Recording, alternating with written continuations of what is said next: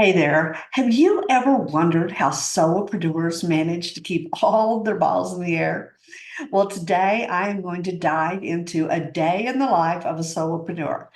One of the most common questions that I'm asked is, how do you balance your business, life, and then everything in between, right? Well, I want you to stick around because I'm going to explain it all. But before we dig in, I want you to be sure and hit that bell and subscribe because I publish a new episode every Thursday. And I always include a free download. In fact, this week's is all about what I feel is the most important part of my day as a mom, a wife, and as a solopreneur. It's my 6 step morning routine, and you can grab it at kathyschneider.com/YT morning. And I also include my evening routine in this free download. Now, in case we've not met, I am Kathy Schneider, and I have been an online entrepreneur since 2001, helping solopreneurs elevate your game with streamlined workflows and organized habits. I do this so you can maximize your productivity because I am all about helping you spend more time doing the things you enjoy with the people you love and not working every free minute of your day. Okay, being a solopreneur is not just a job, it's a lifestyle. I love the freedom that it provides to create our own path, but I'm not going to lie, it comes with plenty of its challenges as well. That being said, I am going to walk you through a typical work day for me. All right. Most days are filled with passion, they're filled with discipline, and the sheer will and determination to make things happen. It's just part of being an entrepreneur. In fact, have you ever been exposed to the idea of choosing a word of the year or maybe a phrase for the year? Consistency was my word for 4 years in a row. I'm not even kidding. And then another year, it was persistence. One year, it was intentional. I even got a plaque made for it. All three pretty much define successful entrepreneurs. Now, I want you to imagine starting your day with a purpose, knowing every task you accomplish is a stepping stone towards your dream. All right. Most successful solopreneurs thrive on crafting their schedules around peak productivity times and then balancing work with essential breaks to recharge. All right. So let's dive into the routine that I have found works best for me. I want you to take what sounds good to you, adjust it if you need, whatever, but this is mine. So, I will say that depending on the season you are in will determine your schedule. So if you have a job and a business, if you have little ones at home all day, or maybe you've got preschoolers that need to be picked up in the middle of your day, or maybe your kids are in school all day, or maybe like it was for me for several years, you've got all three. You've got little ones, you've got preschoolers, and you've got a child in school. I know you know this, but I want you to remember, it's only a season and it won't last forever. And most importantly, regardless what season you are in, you can have an organized and successful business. All right. My typical day now in the season I'm in always begins with my intentional morning routine.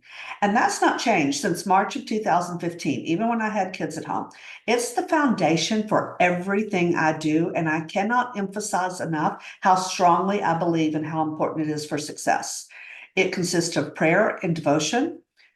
My journal, I do gratitude journaling every morning, and then I review my goals. I do affirmations, watch my vision video, preview my day, and then I read and journal. That's something that used to be later in the day, but at some point I moved it to the morning.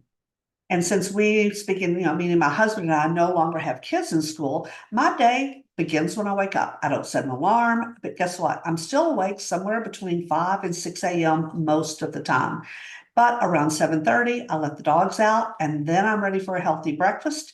And then I'm ready to get dressed for the day. I like to call it dress for success because I feel like you've got to be prepared and ready for the day. I think it's real important, or it has been for me.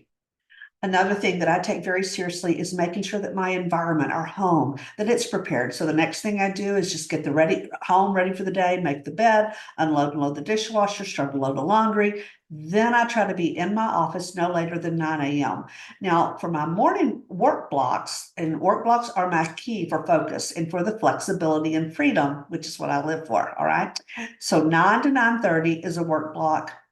It's what I call my non-negotiables. All right. It's my workday startup. or my CEO task. I give myself 30 minutes and I focus and I get it done. I actually have a freebie called Workflows, and I give you both my Workday Startup and my Workday Shutdown Workflows. You can grab a copy of that. I'll drop the link down below. My next block is 9:45 to 10:30. This is for my recurring task for the week. Each week, what is scheduled here depends on the week of the month, whether it's the first week, second, third, or fourth. Week 5, I always use that just for catch up or getting ahead. Again, this is for non-negotiables, all right? It's mostly for all of my free content creation. For example, week 1, I focus on preparing 5 YouTube episodes, and then week 2, I record those 5 YouTube episodes and then prepare and do the copy for my 5 coordinating blog posts. All right. Week 3 and 4 are primarily for social media. And these coincide with those 5 episodes. Then, as I mentioned, when there is a week 5, I just use it to catch up or work ahead, because guess what? Life always happens. My next block is 10:45 to 11:30. This is my time to be social. I check in with my various groups, reply to DMs, engage with others. It's all things social for me, all right?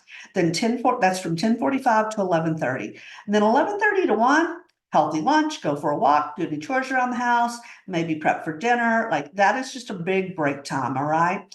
And then my afternoons are totally 100% for projects, maybe course creation, new freebies, funnels, anything like that, up until 4 o'clock. Or I can, run errands, whatever. That time is totally flexible. Like, all of my work, you can see, is done in the morning. That's my non-negotiables. But then at 4 o'clock, it's time for that workday shutdown. All right. This is another non-negotiable. Again, you can grab the freebie that I created, where I go into more detail about what that really entails, and I'll make sure the link is down below. My non-negotiables are really only my morning routine, which I've never considered work. To me, it's self-care. And then for my business, all I really hold myself accountable to get done daily is my workday startup and shutdown, and then my first 45-minute morning work block. These are all I have to get done to be consistent, persistent, and intentional for my business, all right? The rest, they're really optional on the daily basis. Do I do them daily? Most of the time. In fact, I'd say I'm a strong 80%er when you deduct holidays, trips out, out of town, spontaneous things, whatever. Let's skip work today and go do this, go do that. But most of the time I do everything all day, all right? But on a typical day, by 4:30, I'm away from my computer, and I usually take a walk, do some things around the house. We eat around 6:30 or 7, hang out, preferably outside, weather pending. Our date nights are usually on a Thursday because we avoid crowds at all costs. And then my evening routine starts about 8:30, and I'm in bed by 9. And that's it. That's the day in the life of a solopreneur. I consider every day a new opportunity to move closer to my goals. I hope you do too. Don't forget to like, comment, and subscribe, then hit that bell, because I publish a new episode every Thursday. In fact, in the next one, I'll be sharing about customer onboarding. Remember, keep challenging, keep learning, and keep growing.